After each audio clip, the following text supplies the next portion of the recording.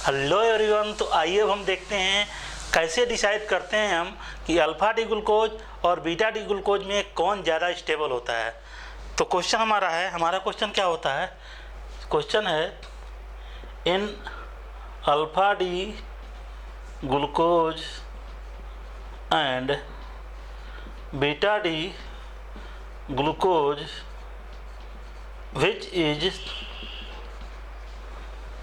which is more stable? Give reason.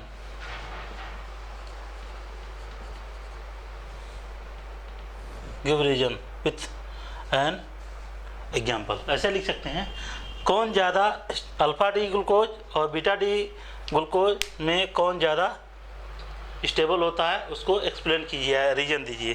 तो इसको answer हम लिखेंगे। आंसर अभी तो हम बताएंगे, इसको हम पहले कन्फर्मेशन फॉर्म आपको बताएंगे। इसका आंसर ये बताएंगे कि चेयर फॉर्म बनाना पड़ेगा। कन्फर्मेशन ऑफ चेयर फॉर्म से ही बता सकते हैं हम, कन्फर्मेशन ऑफ चेयर फॉर्म। तो साइक्लोहेक्सेन का हम एग्जाम्पल लेके चलते हैं, फिर बाद में हम अल्फ़ा डी ग्लूकोज और बीटा डी ग्लूकोज के बारे में बताएंगे कैसे कौन ज़्यादा स्टेबल होगा। तो हेडिंग डालेंगे पहले आप लोग, confirmation of chair form of cyclohexane. तो लिखो कन्फर्मेशन ऑफ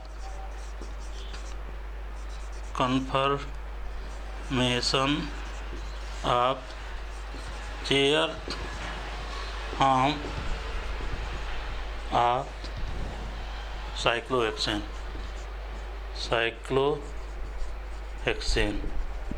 अब हम इसको साइक्लोहेक्सेन को हम इसके कन्फर्मेशन को समझेंगे।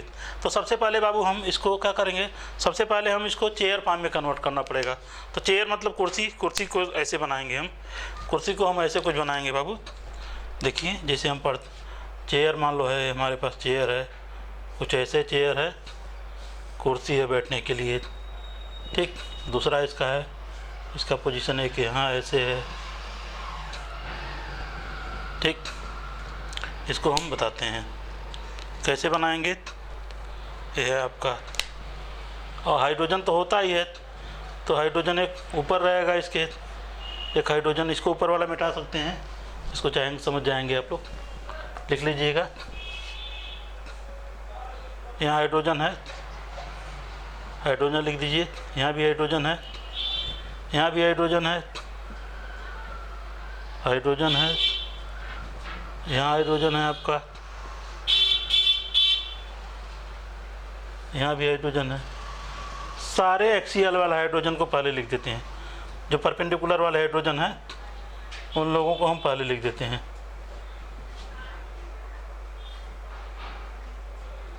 परपेंडिकुलर वाले हाइड्रोजन को पहले लिख देते हैं, बाद में इन लोगों को लिखते हैं। ये एक्सियल वाले हैं, सॉरी बताते हैं कौन क्या है।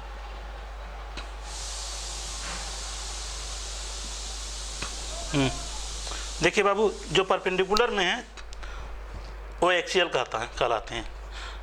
जो परपेंडिकुलर में है वो एक्सियल है। एक्सियल को हम ए से लिखते हैं, ए से या ए से लिखते हैं। एक्सियल वालों को हम ए से लिखते हैं।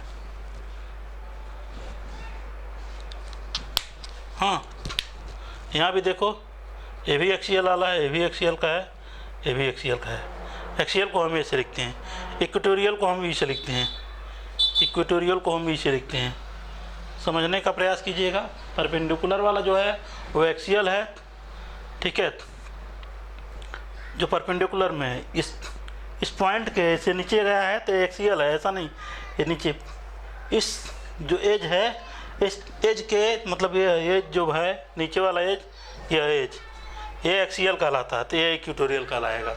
कोई भी एज, जैसे मान लो यह इसके ऊपर वाला एज है, ऊपर वाला ये एक्सियल कहलाएगा, ये इक्वेटोरियल कहला सकता है।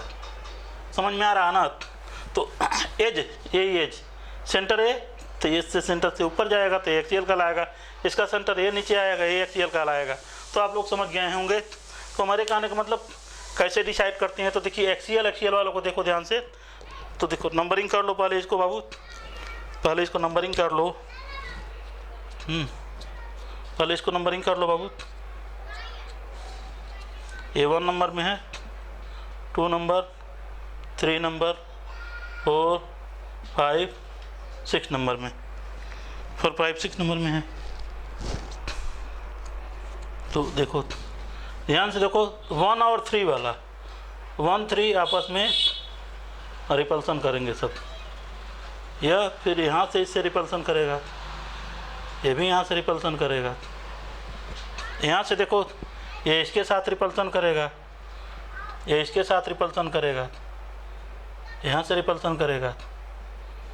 ठीक है, तो इसको कह सकते हैं 1,3 डाई एक्सियल रिपल्सन है, इसको कह सकते हैं यहाँ 1,3 डाई एक्सियल, ऊपर लिख दो सही रहेगा, 1,3 डाई एक्सियल रिपल्सन। बड़ी बात है बच्चों, घबराने की ज़रूरत नहीं है, थोड़ा समय दोगे तभी समझ में आएगा। ये भी देखो क्या हो सकता है, 4, 6 डाई एक्सियल रिपल्सन। ठीक है, 1,3 डाई एक्सियल के कारण इसमें रिपल्सन बढ़ जाता है। यहाँ अगर कोई बड़ा ग्रुप लग जाए, मतलब मेरे कहने का मतलब यहाँ कोई हम बड़ा ग्रुप लगा दें, इस पर बड़ा ग्रुप अगर हम लगा दें, कोई बल्कि ग्रुप लगा दें, तो क्या हो जाता है, इसकी एनर्जी ज़्यादा हो जाती है, जिसके कारण इसकी स्टेबिलिटी घट जाती है, स्टेबिलिटी घट जाती है। ठीक है, तो बड़ा ग्रुप लगाएंगे तो रिपल्सन ज़्यादा होगा, रिपल्सन होने के कारण एनर्जी बढ़ेगी, स्टेबिलिटी घटेगी, तो रिपल्सन होगा ना, बड़ी बल्कीनेस जब बढ़ेगा तो रिपल्सन बढ़ेगा, जिसके कारण एनर्जी बढ़ेगी और स्टेबिलिटी घटेगी। समझ में आ गया होगा। चलो ऐसे भी नहीं समझ पाते हो तो दूसरा फार्मूला इसका हम बताते हैं, इसका दूसरा फार्मूला बताते हैं। क्या बताते हैं बाबू? दूसरा फार्मूला हम बताते हैं इसी चेयर फॉर्म का हम बताते हैं न्यूमन। चेयर फॉर्म से न्यूमन प्रोजेक्शन कैसे बनाते हैं, चेयर फॉर्म से न्यूमन प्रोजेक्शन। तो लिखो, इसी में लिखो, कन्वर्ट टू चेयर फॉर्म से न्यूमैन फॉर्म बनाना है, चेयर फॉर्म से न्यूमैन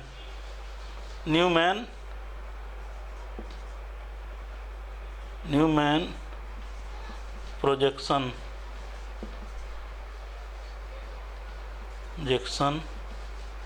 फॉर्म बनाते हैं। इसी चेयर से हम न्यूमैन प्रोजेक्शन कैसे बनाते हैं, तो चलो देखते हैं कैसे बनाते हैं। ध्यान से देखो बाबू, पहले ध्यान से देखो, ये चौथा कार्बन है, चौथे नंबर का कार्बन हम यहाँ लिख देते हैं। हाँ, चौथे नंबर का कार्बन को हम यहाँ लिख देते हैं। मान लो 4 नंबर का कार्बन है, ये 4 नंबर का कार्बन, 4 नंबर कार्बन से एक लाइन इधर आई है, एक लाइन इधर आई है, एक लाइन इधर गई है।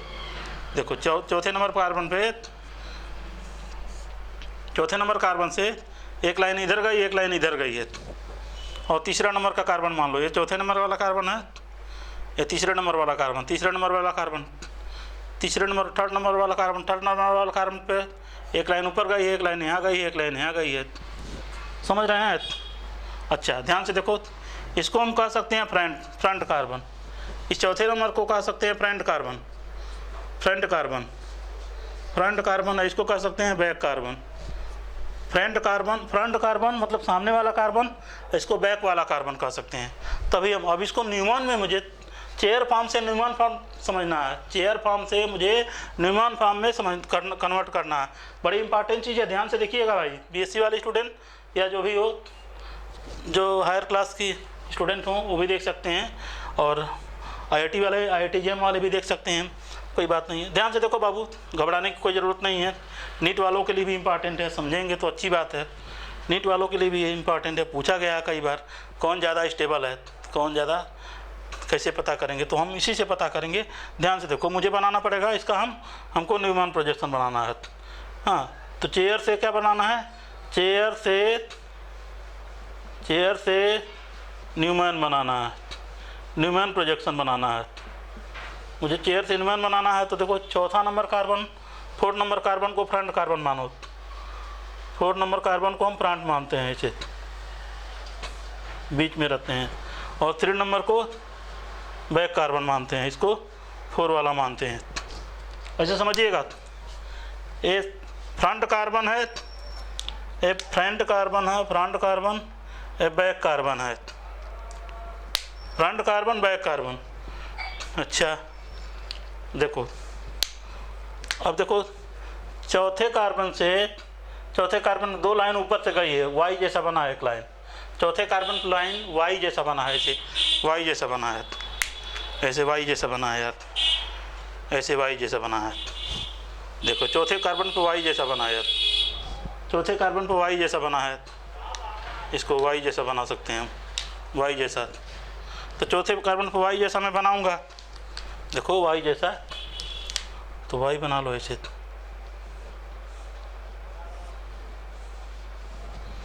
ठीक, अब तीसरे कार्बन पे उल्टा वाई है, उल्टा वाई, दूसरे कार्बन पे ऐसे वाई है, उल्टा वाई है, एक यहाँ से। ठीक, कोई बात नहीं, घबराने की कोई जरूरत नहीं। उसी तरह ये 6 कार्बन पर देखो, 6 कार्बन पर भी देखो, 6 कार्बन पर भी देखो, 6 कार्बन पर लेके देखो, 6 कार्बन पर अगर हम देखेंगे तो 6 कार्बन ये सामने वाला फ्रंट है, ये बैक है। 6 कार्बन पे देखो ध्यान से, 6 कार्बन पे ये फ्रंट वाला है, ये देखो 6 कार्बन पे, 6 नंबर वाला कार्बन पे ऐसे देखो, मान लो मैं ऐसे 6 ले लूँ, ये 6 है, एक लाइन यहाँ गई है, एक लाइन यहाँ गई है, एक लाइन यहाँ वाई जैसा है, तो 6 ले लो। यहाँ दूसरा ले लेते हैं, एक और लाइन ले लेते हैं भाई बाबू, इसको 6 ले लेते हैं, 6 पे एक और लाइन, 6 पे लाइन, 6 पे जो है आपका सीधा वाला वाई है, 6 पे वाई है आपका, घबराने की कोई ज़रूरत नहीं है। और उसके बाद 1 है, 1 वाला ये है, 1 पे उल्टा वाई है, तो उल्टा वाई बना लो, कोई बात नहीं, घबराने की कोई ज़रूरत नहीं है। हाँ बस, कुछ नहीं है, कोई बात नहीं, घबराने की ज़रूरत नहीं भाई, अब समझ गए हैं आप लोग। यहाँ हाइड्रोजन लगा लो, यहाँ भी हाइड्रोजन लगा लो। अब देखो 4, यह 4 किससे जुड़ा हुआ है, नहीं ये तो 3 है, 3 है, 4 कहाँ से गया है, ये 4 गया है 5 पे, 4 गया है 5 पे, ये मान लो 5 लिख देते हैं, ये 6 गया है, हाँ ये 4 गया है 5 पे, 6 गया है 5 पे, 6 गया है 5 पे, ठीक है कोई बात, 6 और 5 मिल रहे हैं आपस में, फिर समझा दे रहा हूँ, कोई बात नहीं, घबराइएगा मत।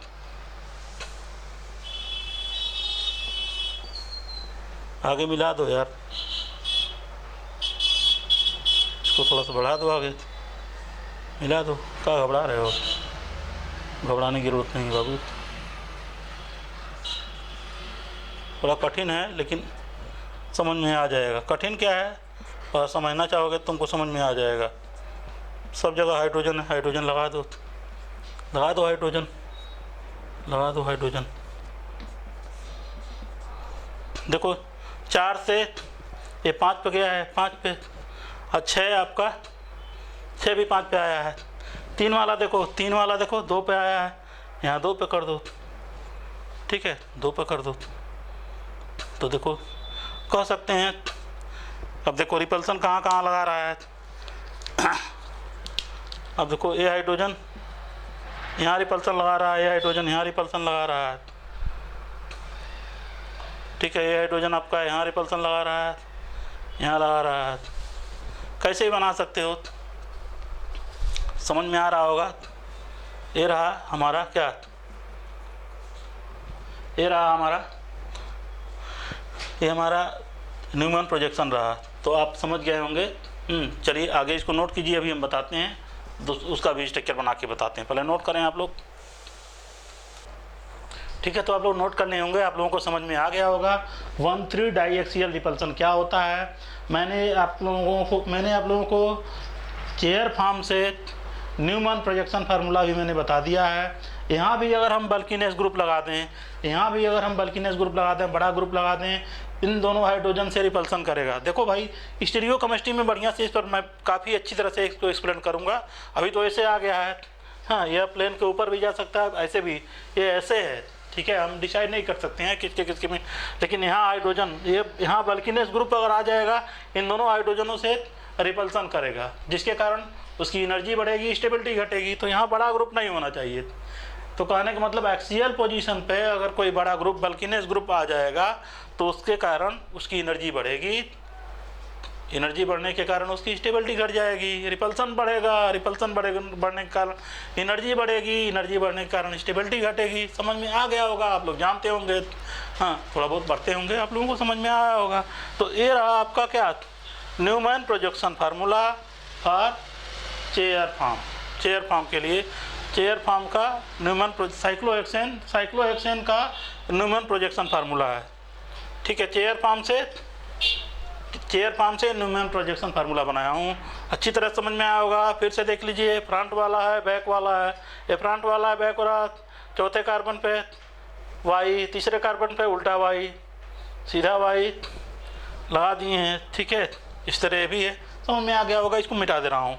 ठीक है, अब मैं अपने मेन क्वेश्चन पे जाता हूँ कि अल्फा डी ग्लूकोज और बीटा डी ग्लूकोज में कौन ज़्यादा स्टेबल होगा। तो मैं इसका क्या बना रहा हूँ, क्या चेयर फॉर्म बना रहा हूँ अल्फा डी ग्लूकोज का और बीटा डी ग्लूकोज का।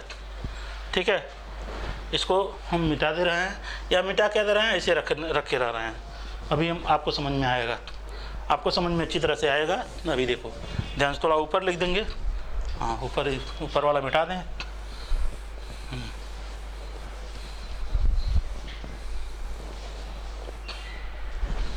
देखो बाबू, ये हमारा है आपका, इसको मिटाना पड़ेगा इसको, तभी आएगा यार। देखो बाबू, पहले अल्फा डी ग्लूकोज क्या देखते हैं, बनाते हैं। अल्फा डी ग्लूकोज का हावर्थ प्रोजेक्शन फार्मूला ये था, OH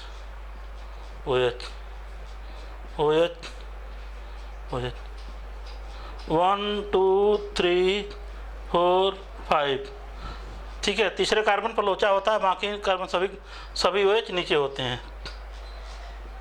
तीसरा वाला ऊपर होता है, बाकी सब जैसे का तैसे। ये CH2OH में बता भी चुका हूँ, बढ़िया से एक्सपेरिमेंट भी कर चुका हूँ, इसको आप लोग समझ गए होंगे। 5वां है, 6वां नंबर का है। यहाँ ऑक्सीजन हुआ करता था, ऑक्सीजन हाइड्रोजन है, बना लो भाई, कोई बात नहीं, घबराने की जरूरत नहीं है। ठीक, 1 2 3 4 5 6। अब इसी का हम इसको कहते हैं अल्फा डी ग्लू। तो आइए हम देखते हैं अल्फा डी ग्लूकोपाइरानोज को हम चेयर फॉर्म में कैसे कन्वर्ट करेंगे। हम पहले भी बता चुके हैं। देखो, अल्फा डी ग्लूकोपाइरानोज को हम चेयर फॉर्म में कैसे पहले हम इसको चेयर फॉर्म में बना लेते हैं, कुर्सी बना लेते हैं। ठीक है, तो कुर्सी कुछ इस टाइप का बना लेते हैं बाबू। जो चेयर है हम ऐसे बना लेते हैं, ऐसे। ये हमारा चेयर फॉर्म है, इसका जैसे बना लो।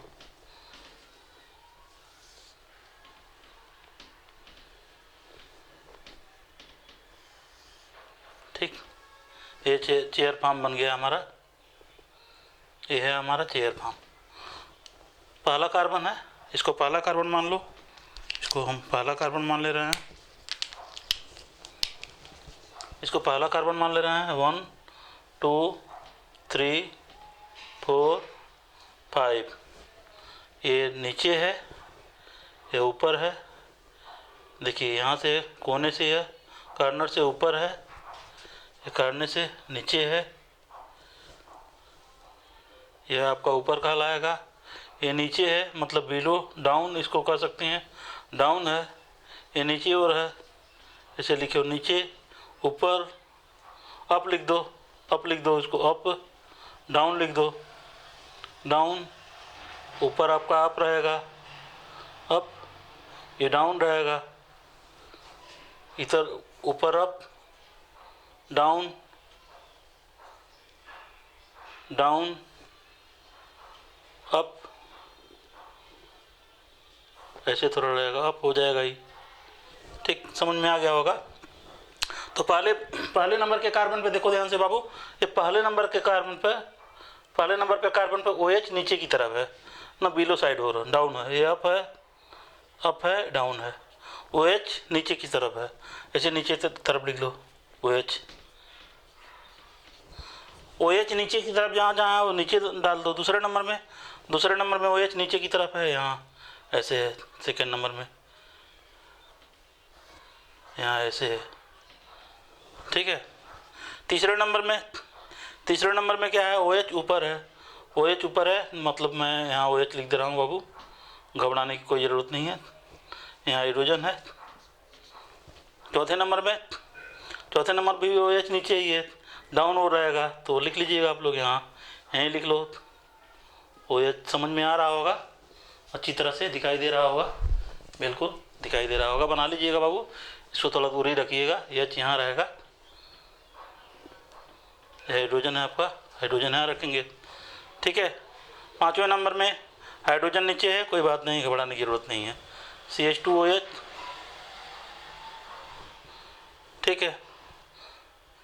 उसके बाद यहाँ तो ऑक्सीजन है,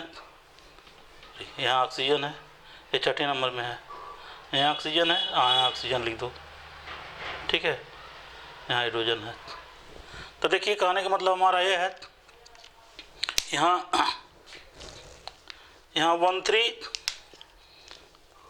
पे अगर हम बात करें बल्किनेस है, 3 पे तो नहीं है, लेकिन यहाँ तो है बल्किनेस ना, यहाँ भी देखेंगे 1,3 डाइएक्सियल रिपल्सन, बल्किनेस यहाँ होगा, रिपल्सन यहाँ बढ़ेगा, यहाँ 1,3 लिखेंगे, 1,3 रिपल्सन होगा, यहाँ 1,3 डाइएक्सियल रिपल्सन,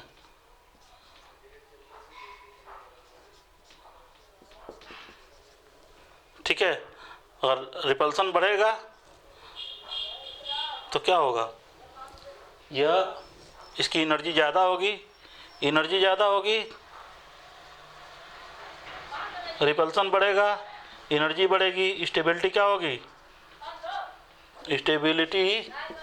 होगी, बाबू, कम होगी, घटेगी, ठीक, समझ गए होंगे आप लोग। इसी को कहते हैं 1,3 डाइएक्सियल, देखो इसको एक्सियल कहते हैं, इसको इक्वेटोरियल कहते हैं, एक्सियल भी मान लो, ये इक्वेटोरियल है, ठीक है, ये एक्सियल है, ये भी एक्सियल है, ये भी एक्सियल है, ये भी एक्सियल। तो एक्सियल वाले देखिए 1,3 एक्सियल है, ये एक्सियल कहलाएगा, 1,3 डाइएक्सियल पर रिपल्सन हो रहा है, इसलिए हम कहेंगे कि यह इसकी एनर्जी ज़्यादा होगी, स्टेबिलिटी कम होगी, बहुत लेस स्टेबल होगा।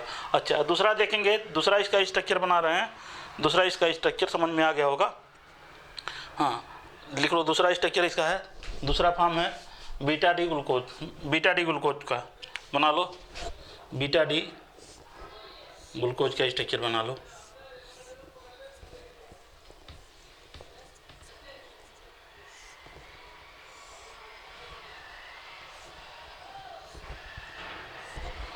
सब वही उसी तरह बनाना है, यहाँ O लिख दो, कोई बात नहीं, यहाँ OH लिख दो, OH यहाँ रहेगा, H बाकी दूसरे पे OH, तीसरा ऊपर OH, सब जगह OH नीचे, हाइड्रोजन है, यहाँ CH2OH है, H है, H नाम लिख दो इसका, क्या नाम होगा बाबू इसका, 1 2 3 4 5 6, ठीक है। तो इसका नाम होगा, जब OH ऊपर रहता है तो बीटा फॉर्म कहते हैं, बीटा फॉर्म होगा यह, OH ऊपर रहता है, यहाँ साइक्लिक, ये हावर्थ प्रोजेक्शन फार्मूला है ना, हावर्थ प्रोजेक्शन फार्मूला में अगर OH ऊपर रहे, पहला OH ऊपर रहे तो क्या होगा, बीटा फॉर्म में कहलाएगा, या अगर इसे लेफ्ट साइड में रहे तो आपका क्या होगा, बीटा फॉर्म होगा। इसका नाम होगा, लिख लो, नाम इसका होगा बाबू, बीटा डी ग्लूकोपाइरानोज। और इसका हम फिर से चेयर फॉर्म बनाएंगे, इसका फिर से चेयर फॉर्म बनाएंगे, तो बना लेते हैं बाबू, थोड़ा दूरी बनाते हैं इसका हम चेयर फॉर्म बनाते हैं यहाँ। चलो बना लेते हैं, हाँ इसका यहाँ बना लेते हैं।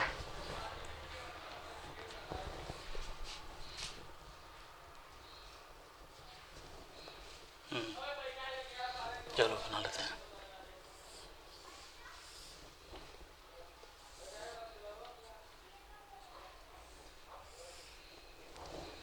पहला कार्बन ये था, हमारा पहला कार्बन, ये पहला कार्बन था, फर्स्ट, सेकेंड, थर्ड, फोर्थ, 5, यहाँ ऑक्सीजन। ठीक है, फर्स्ट कार्बन पे OH ऊपर एबव में है, OH, H नीचे, यहाँ H देखो ऊपर है तो H को ऊपर कर दो, OH नीचे है तो OH नीचे कर दो। थर्ड पे जो है OH ऊपर है, OH ऊपर यहाँ कर दो, H नीचे कर दो। फोर्थ पे OH नीचे है, नीचे कर दो, H ऊपर है, H को ऊपर कर दो। 5 पे क्या है, H नीचे है, H नीचे कर दो। फिर CH2OH जैसे है ऊपर वैसे रख दो। ठीक है, ये हमारा क्या रहा, ये हमारा रहा बीटा डी ग्लूकोपाइरानोज का structure. This is beta D. देखो तो इसमें अगर हम बात करें, थोड़ा सा एक बात और देखो, अच्छी चीज़ बता रहा हूँ। इसमें देखो बाबू, अगर हम बात करें तो इसमें देखो 1,3 पे कहेंगे कोई रिपल्सन नहीं है, रिपल्सन बहुत कम है, रिपल्सन है ही नहीं। 1,3 पे रिपल्सन बिल्कुल नहीं है। No 1,3 diaxial repulsion.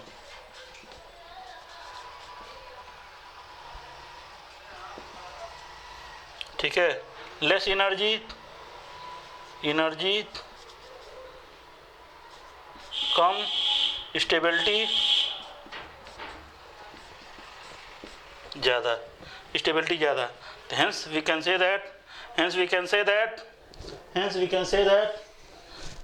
say that क्या अल्फा, इसको कह, इसका नाम वो लोग लिख लो, इसका नाम होगा बाबू, इसका नाम होगा beta D glucopyranose. hence we can say that यहाँ लिख लो, we can say that alpha beta D glucose is more stable than alpha D glucose. Hence we can say that, ऐसे लिख लो, रीजन क्या लिखो, यहाँ लिख लो, due to any 1,3 diaxial repulsion, due to any 1,3 diaxial repulsion, any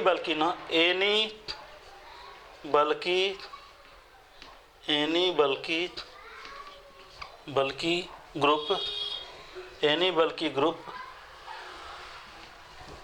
always tries to remain at equilibrium, अरे equatorial लिख लो, at